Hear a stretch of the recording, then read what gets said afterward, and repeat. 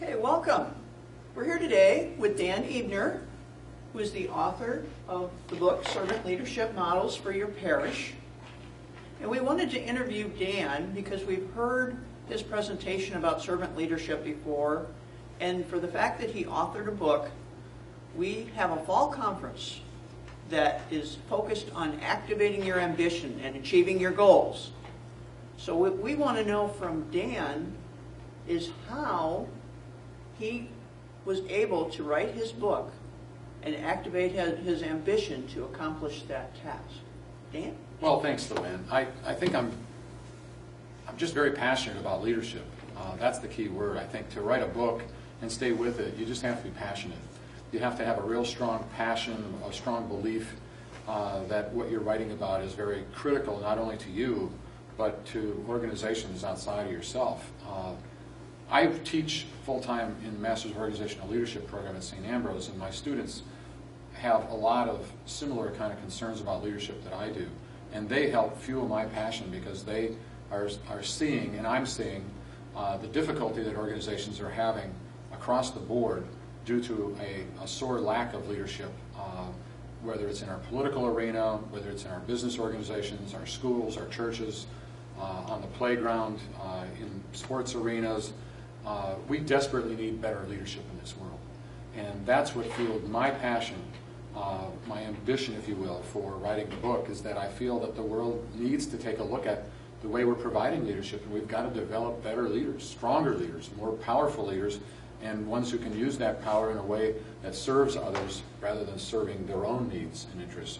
So I read about servant leadership, which basically comes out of the message of Jesus. So this is also, for me, part of my faith commitment. That I believe that when we want to practice our faith, it shouldn't stop. Our faith life should not stop at the end of our church services. It should be something that we practice week long. And we spend a good part of our weeks in our workplace businesses. And so if leadership, if we're going to practice our faith week long, we have to figure out a way to take the message of our faith into our workplaces. And the best way I can see of doing that is to look at how we lead, how we manage, how we follow, how we can be of service as we spend that 40 hours a week in our workplaces doing whatever it is that we do. Because I think another key part of this is that organizations need to tap into what their mission is. How do the work that they do every day, how does that tap into the common good? How does it tap into some kind of a social benefit that they provide beyond just a paycheck? And so it takes us into the whole arena of transformational leadership as well, which talks about how do you intrinsically motivate people so that they're inspired to do what they're doing, that they can see how the work that they're doing is more than just, a poor little worker trying to get through the day. Instead, they're actually making a difference. And so how do we get people to connect the dots and see what they do as somehow contributing to the common good? I see all of this as part of leadership, and that's why I wrote the book, is to try to connect these dots for people and to try to improve the quality of leadership in so many of our organizations. Okay. The whole idea of servant leadership is very important in the Toastmaster community too. So that's one thing that we really want to stress as part of this conference too, is the whole idea of servant leadership. Now, when you got started to write your book, how did you get started? You wanted to write this book. Mm-hmm. That was your ambition. So how did you activate it? How did you get started? And what kind of challenges did you have along the way? Yeah, that's a great question. I started with the research off my dissertation for my doctorate in business. And during my doctorate in business, I took every class and asked myself, okay, what is this class and what is teaching me about business?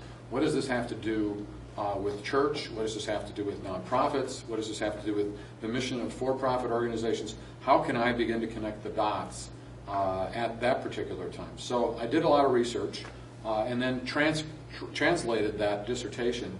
It took about 7 different reworkings of the dissertation to turn it into a book. And that's, if you don't have passion for what you're doing, you're probably not going to make it to the end.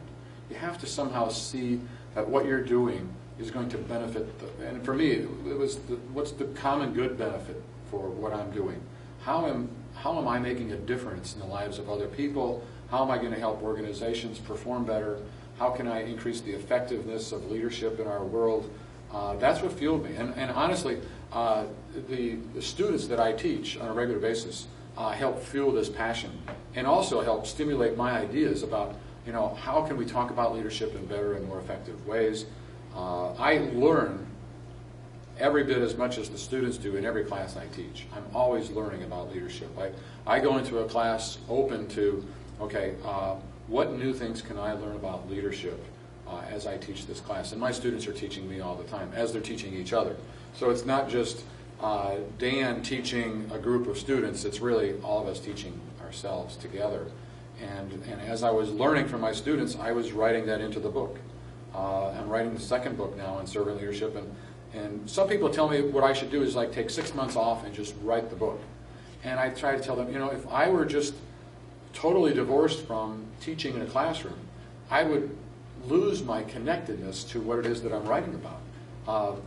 The teaching of classes stimulates my thinking about what it is that I'm writing about. And so the two work hand in hand for me. Part of it is because I'm so extroverted, and I think better out loud, and I think working with others than I do just sitting in a room all by myself. Now, there does come a time when you've got to actually sit down and write it up. But by the time I get there, I'm so passionate about what I'm doing, and I'm so filled with some new ideas that I'm just anxious to get it out there. Another suggestion I would make for people who are writing a book is just don't stop and edit until you've really fully written the full idea out there. Just let your fingers walk on the keyboard for a while, get your message out there, and then go back and edit later. I think that was one of the things I learned in writing, is that you can always edit later. But just while the flow is there, while you're in the moment, go with it. Let the adrenaline keep flowing. Because I feel adrenaline while I'm typing this stuff, because I feel so passionate about what it is that I'm doing. Yeah, you can tell very much that you're very passionate about what you're doing. Mm-hmm. Now, if folks are interested in this whole concept of servant leadership, is there someplace they can go and find out more information? They can go to my website, which is servantleadershipmodels.com, www.servantleadershipmodels.com. All my writings are there. And there's lots of stuff. The Greenleaf Center for Servant Leadership out of Indianapolis does great work. I spoke at their conference a couple weeks ago in Dallas. They are the ones who are named after the guy who first coined the term servant leadership in 1971, Robert Greenleaf.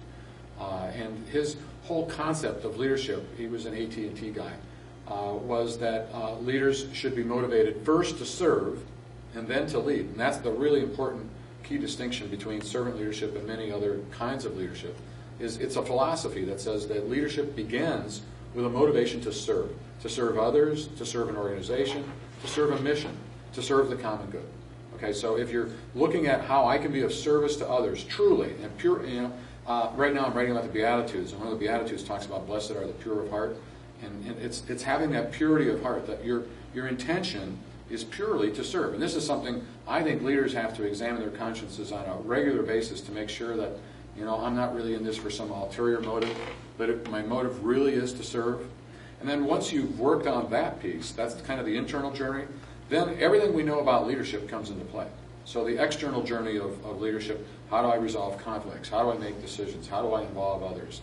How do I communicate better? All of those things that we know about leadership come into play after you've really worked on this internal journey of being motivated first to serve and then motivated to lead. The motivation to lead comes out of such a deep sense of commitment for the mission that you're trying to accomplish, that you want to be successful on this mission, and therefore you're willing to take the risk and and sometimes the punishment of being a leader to move that mission forward. And so we say motivated first to serve and then to lead.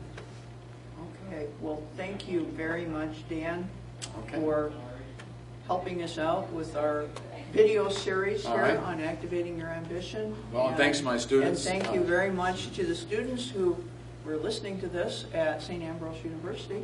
Okay, thanks a lot, LuAnn.